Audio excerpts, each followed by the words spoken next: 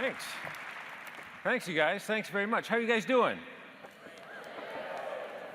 I am so honored to get to speak with you today. When I told friends and folks along the way that I was coming here to speak in Convocation, they all said, "Oh, you're going to go speak to a bunch of world changers." I want to know something about you world changers. How many of you world changers just happen to be engaged to be married? Stand up. Stand up if you're engaged to be married, would you?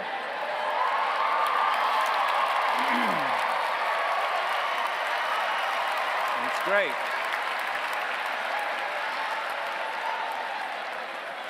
It looked like most of you were standing by yourselves. Are you sure? Any of you world changers happen to be married? Stand up if you're married and a student here at the university. All right. Few of you. How many of you you're not quite engaged, but you're on the edge of commitment?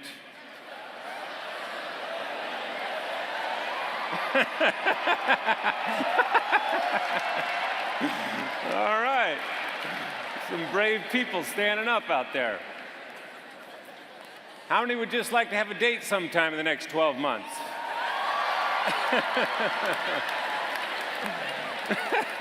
One guy really wants to have a date right here. We got to help this brother out. What's your name? What's your name? Grant? Graham. Somebody help Graham out. Fix him up. It's real simple, Graham. You just ask a woman out. That's all it takes. That's great. Well, I'm not going to talk to you about marriage today. I want to talk to you.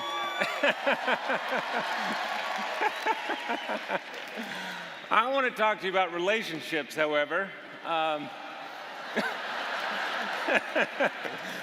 You invite me to speak. What do you think I'm going to talk about?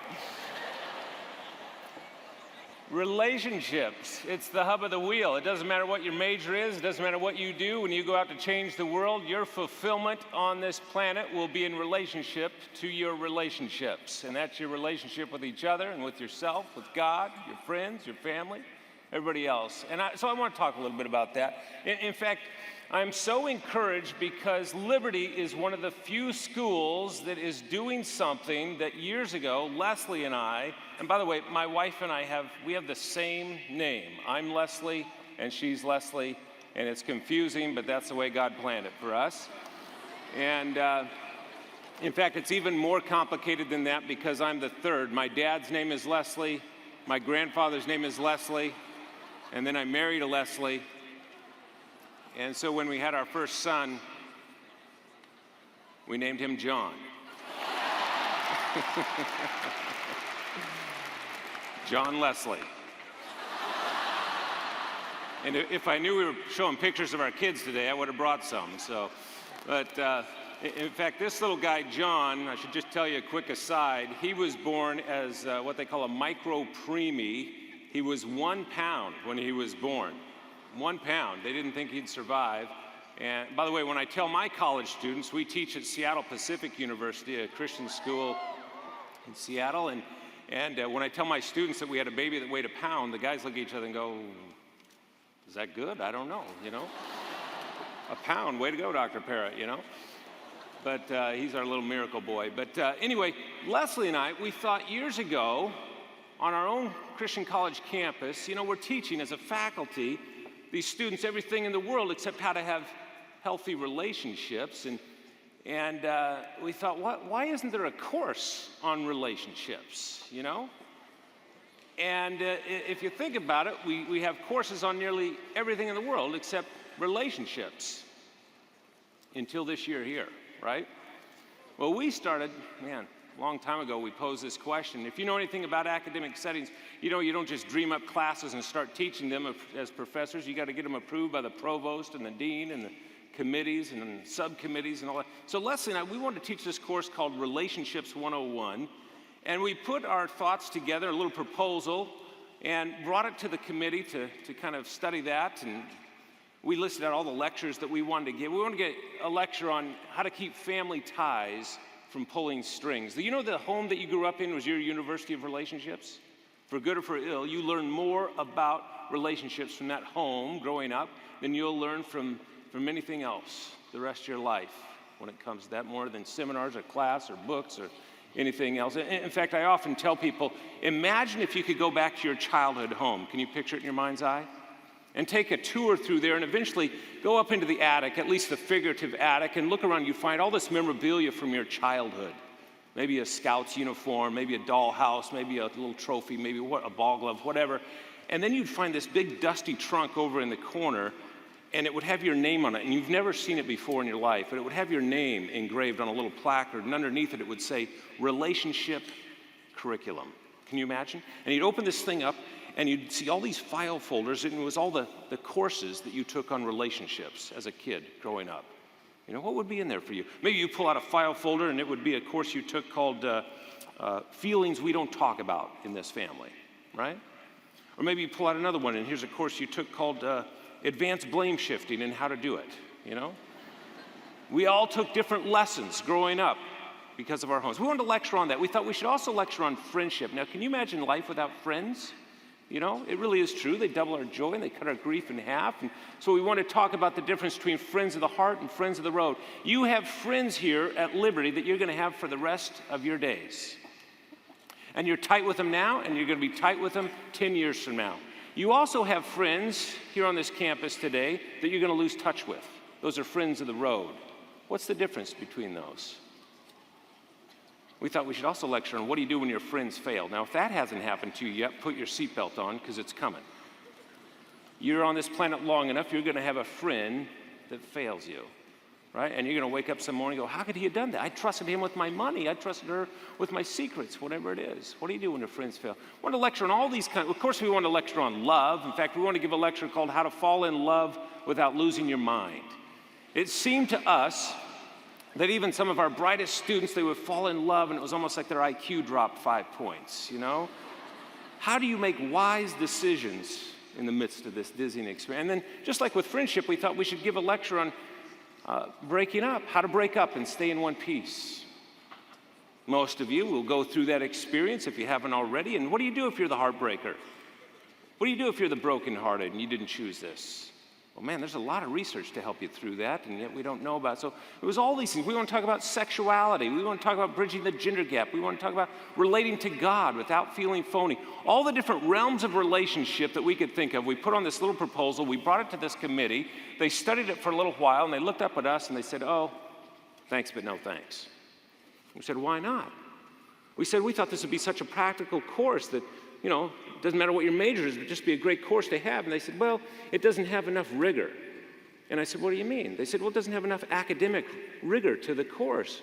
I said, oh, we can put some information in that'll confuse the students if you like, you know. And they said, well, there's not a textbook for a class like this. I said, well, we'll write our own. Well, they said, other universities don't have classes like this. It's just not going to work. And so we left and kind of felt a little dejected, and Les and I came home, and we thought, well, let's not give up that easy. And we retooled it a little bit, brought it back a second time. Again, thanks, but no thanks. They turned us down. Finally, on the third round, near the end of the last semester, spring semester, I think they got just weary of us, and they finally said, okay, we're going to let you start this course you want to teach called Relationships 101, but only under these conditions. And they started to list them off. They said, number one, the class will need to be pass-fail. We don't want to impact anybody's GPA. Number two, the class will need to be a general elective. Won't be required for anybody's major or anything like that. Number three, it'll be an overload, and every prof listening to me knows what that is. That's a class taught in addition to your full-time teaching responsibilities. Number four, they said you'll need to teach it on your own time schedule, meaning once all the other classes have been filled and booked in classrooms, if you can find a time that works for you in a classroom that's open, then you can do that. And oh yeah, and then number five, they said you'll need to teach it without compensation. So with that pat on the back, we set off to teach this course, Relationships 101. We put the course description in the catalog and just hope somebody might stumble upon it. We had a room at 6 o'clock on Monday evenings, not prime time for undergraduate campuses, but 6 o'clock on Monday evenings, and we just waited to see if anybody would sign up. We had 12 chairs in the room, just hope that we could fill at least half of them. Anyway, it was about, maybe 10 o'clock in the morning, the first day of registration. The registrar called my office. He said, "Hey, Doc," he said, "we got to move your classroom." I said, "Why? What happened?" "You talking about the relationships class?" He said, "Yeah." I said, "What happened? Nobody signed up? You need the space for something else?" He said, No. He said, "We just realized you didn't cap the course." And I said, "What do you mean?" He said, "Well, in the computer, you filled out all the information on the course, but you didn't limit the number of students that could take it." And I said, "What does that have to do with anything?" He said, "Well, 250 students have registered in the last half hour." And he said, "There's already a growing waiting list to get into the class. By default, the computer moved you into the auditorium and moved that class that was in there into the little classroom that you had." And I said, "Keep talking." That was well over a decade ago, and we've been teaching that course on Monday nights ever since. I got to tell you, we love teaching that class. It's still a general elective on our class and still the largest class on campus. It speaks volumes to the hunger and thirst, not just college students, but everybody has, about healthy relationships. On the very first night of this course, I tell our students, it doesn't matter to us whether you take a single note the entire semester. There's no pop quiz in here. There's no midterm. There's no final. It's a pass-fail course. You're going to get out of this whatever it is that you'd like to get out of it. Except tonight, I tell them on the very first night, I want you to write down at least one single sentence. And I tell them this sentence that I'm about to give you, it has the potential to revolutionize every relationship you ever attempt to build. If you can wrap your mind around this sentence and allow it to kind of seep down into your cortex and be lived out through your spirit, it has the potential to transform your relationship with your siblings, your mom, your dad, your roommate, your potential, your teammate, your potential soulmate, and everybody else in your life. And they all get poised with their pencil and they're ready to take down the note, and I want to give it to you today. This is the sentence I give them. If you try to build a connection with another person, before you have done the difficult task of getting whole on your own, all your relationships become an attempt to complete yourself. Let me say it again. If you try to build a connection, if you try to build intimacy with another person, before you've done the difficult task of getting whole or getting healthy on your own, all your relationships become an attempt to complete yourself, and they'll fall flat. Guaranteed. Why? Because no one was designed to complete you. Sorry to break it to you. I know that's a tough pill to swallow for some of us, right? But nobody was designed to complete you. Just want to remind you this morning in Convocation on this campus that ultimately our compulsion for completion is not met in another relationship like this. It's ultimately met in a relationship with our Heavenly Father. And I know you've heard that before. If you've been going to church for even a month, you've heard that message, right? You get this relationship right, and these relationships get, and we say it because it's so true. But it's a tough pill to swallow, especially on the romantic side, because we all often think that, this person I'm going to marry, they're going to complete me. They're going to make up for all the stuff that I'm lacking. And we're fed messages like that in the books that we read, the fairy tales that we grow up with, and even the movies we watch as adults. In fact, probably the most iconic film ever that illustrates this came out about 10 years ago, Jerry Maguire. How many of you have seen Jerry Maguire? One of the most quoted movies in all of cinematic history. Everybody that came out of the theater at that time was quoting that line. Do you know what it was? Show me the money, right? But every romantic was quoting another line. What was it? Yeah, one guy said it over here. We've got a romantic guy right over here. You complete me, right? If you haven't seen the film, it's played, the lead character is Tom Cruise, and he's fallen in love with this woman, Renee Zellweger, and he's a sports agent. He comes home from this trip because he realizes he's got to repair things on the home front. They've been married less than a year, and he walks in this little bungalow, and he discovers he's in the middle of all these women, and they're sitting around in this support group, and they're talking about how miserable men can be. And he walks right in the midst of that, and he says, I'm looking for my wife, and he sees her there across the way, and he launches into this amazing speech that probably took 3 writers a month and a half to craft, and he gets to that line, and he says it with such pathos, he says it with such emotion, it's profound. He looks at her as if she's the only woman on the planet. If I had a microphone, I'd have you say it. And he looks at her and he says these words. I'm going to say it right to the camera. He says, "You complete me." It's exactly how he says it, and I look a lot like him, I know, but every romantic, what do they do when they hear those words? Oh, I wish somebody'd say that to me. Oh, I'd love to say that to somebody else. Now, I got to tell you, I'm no psychologist or anything, but I am, but but if you believe that, if you believe that somebody else can complete you, you're setting yourself up for serious heartache, because it's nobody's job. You can look all over this campus. You're looking all over Lynchburg, all over the eastern seaboard to find somebody that has that in their job description, and you're going to come up empty-handed, because nobody is designed to complete you. Sorry to break it to you, but it's the truth. And so many of us, we fall into this, and what it creates. In fact, can I just borrow, like, you two right there? I know I'm putting you on the spot. Either one of you, and just, I know you don't even have to know each other. You're in a suit, that's beautiful, and how about one of you right there? With the orange sweater, just come up here. Just stand right here. Just stand right here. What's your name? Zach and Sydney? Love that name. Zach and Sydney, you guys know each other? All right, we're just going to pretend it, just 5 seconds, and you'll be out of here, all right? I promise you. So just face the audience like this. All right, perfect. All right. And this is what happens that I see so many. Just stay with your feet planted, and then just gently put your shoulders, lean your shoulders in on each other like that. And then just gently put your heads together. All right. You ever seen a couple that walks around like that? That's what we call an A-frame relationship. All right? You guys can be seated. Give these guys a hand. Thank you very much.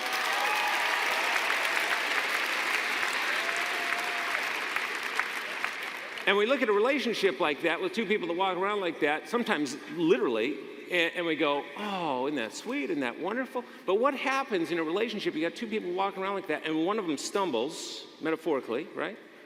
The other person stumbles too, right? Because they've, in psychology, we call it an enmeshed relationship or an overly dependent relationship. In a healthy relationship, you have two people that stand up, and as iron sharpens iron, they can help each other down that pathway. I have a friend who started a company that you've probably heard of. You ever heard of eHarmony?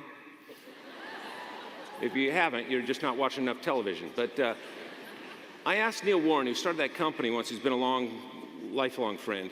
We were in his dining room table having dinner once before even he thought of eHarmony. I said, Neil, if you could only give one word of advice to a couple about to be married, what would it be? And he said, get yourself healthy before you get yourself married.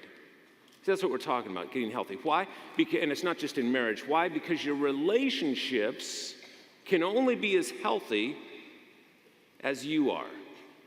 Let me say that again. Your relationships can only be as healthy as you are. And if you're like me, you go, okay, well, how do I get healthy? You know, spiritually and psychologically and emotionally and relationally. How do I get healthy? Well, that conversation that I had with Neil and some other things kind of converged at the same time. It set me on a course, Leslie and me both, to study this idea of what do you do to get healthy, spiritually, psychologically, emotionally healthy.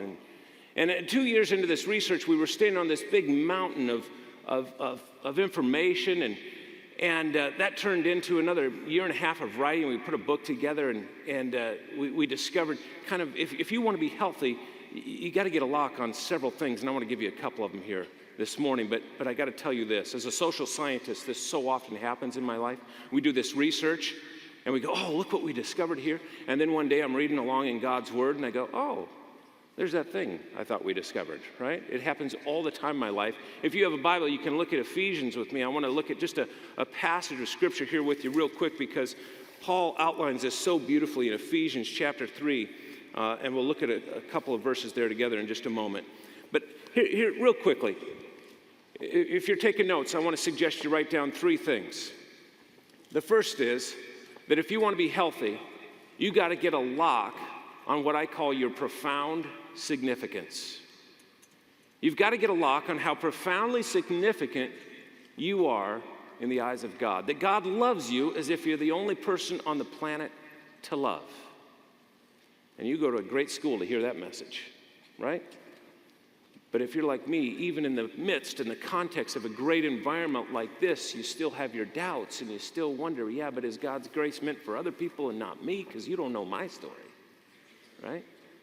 And if you struggle with that, like I do sometimes, I want to suggest that you tune into the single most important conversation you will ever have. You had it last night. You've had it this morning. You're going to have it this afternoon, and you're going to have it tomorrow. In fact, this conversation never turns off. It's 24/7. It happens even while you sleep. It's your internal dialogue. It's that internal conversation. And if you were to tap into it, in fact, if you were to, before you fell asleep tonight, be able to take a little computer chip out of the back of your head and put it in your laptop, and it would compute your internal dialogue for the last 24 hours. And real simply, either label it as positive self-talk or negative self-talk. Which one of those buckets might be the most full for you at the end of any given day? It might surprise you to know that if you're like most people, 73% of that internal dialogue would fall into that negative bucket. But not the person who has a lock on their profound significance. Not the person who understands that God loves them as if they're the only person on the planet to love. Look at this verse in Ephesians chapter 3. Just toward the end, verse 17, it says this, I ask him that with both feet planted firmly on love, that you'll be able to take in with all Christians the extravagant dimensions of Christ's love. Reach out and experience the breadth. Test the length, plumb the depths, rise to the heights. And then he says, live full lives, full in the fullness of God. If I could press a magic button for you this morning, I would make sure that you would not just kind of know about God's love, but that you would experience it deep down in your bones. Because there's quite a profound difference there. That's what I'm talking about when I say profound significance. It's not just head knowledge. It's not just because you've heard it or you've memorized the verses, right? You might know Romans 8 inside and out, but it's quite another thing to experience it in your bones, in your spirit. Second thing I want you to write down.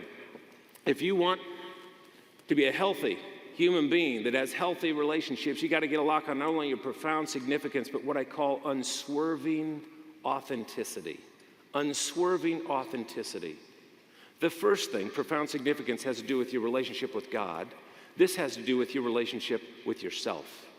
Unswerving authenticity. It's being true to you. I can't tell you how many people have come into my counseling office struggling with that proverbial disease to please. Do you know what I mean by that? And it's like they walk around on eggshells just hoping that, that they don't interfere with somebody over here, or they lose somebody else's blessing or whatever, and they walk through their whole life like that sometimes. Not the person who has a lock on this. Unswerving authenticity. This is about being true to you. Years ago, in fact, it was almost 10 years ago now, Leslie and I were at our publisher's place in Grand Rapids, Michigan, and we went out to dinner after a day's worth of work, and I asked the president of the company as we were having Chinese food at this restaurant, I said, hey, Bruce, I said, tell me what you're really excited about at Zondervan Publishing House these days, and he just smiled so big. They had just released a book, maybe you've heard of it, called The Purpose-Driven Life. Yeah, the best-selling book, right? Hardback, nonfiction book in history. And I said, Bruce, a fantastic book, obviously, but it's even greater title, The Purpose. Who doesn't want purpose? And see, that's what unswerving authenticity is about.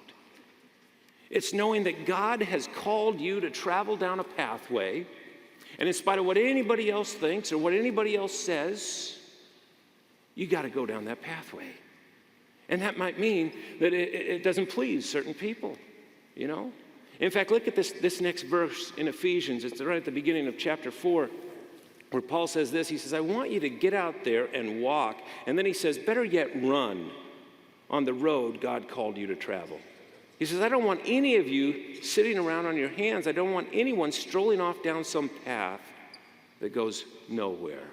You want to be a healthy person, you got to get a lock on unswerving authenticity, because it's so easy to just go through life and go, oh, but maybe if I did this, I'd get so-and-so's approval. Oh, maybe if I did this, this club would accept me. maybe if I did this thing over here and I behaved in this way, I'd get the approval of this group, and so would smile in my direction. It's very easy to fall in that disease to please, but not if you're healthy. Third thing I want to suggest that you write down, not only that you get a lock on your profound significance, God loves you, and not only that you get a lock on unswerving authenticity, being true to you in that pathway that God has called you to and following God's will in your life, but thirdly, that you get a lock on what we might call self-giving love. Self-giving love.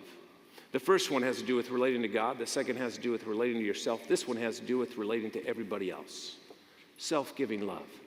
And when you get a lock on this one, life gets pretty exciting. When you get a lock on this one, you begin to transcend your own boundaries and recognize other people's needs around you. And that's not always easy to do, by the way. These build on each other. But you begin to recognize other people's needs. See, it's difficult because we grow up, especially during our adolescence. Do you know what the number one goal of every teenager on the planet is?